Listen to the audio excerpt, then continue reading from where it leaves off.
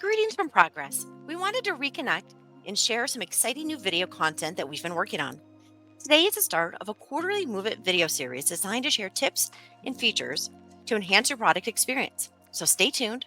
Today's tip is how to set up use file notifications and how handy they can be in under 2 minutes. So here we are in the Move It automation interface. Now let's take a look at what we can configure on some of the different host types. So with a network share, it's pretty straightforward. You can define the name, then reference the host in the task you configure.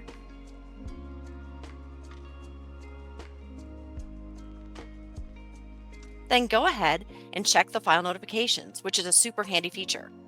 So essentially, it triggers event-driven transfers so you don't have to pull a file server checking for files. Instead, tasks can be kicked off in an event-driven basis. This is all it takes to get real-time alerts for enhanced visibility and control over your file transfers. We hope you found this tip super helpful. Please share your feedback or success story by reaching out to your account manager, and we'll see you next quarter.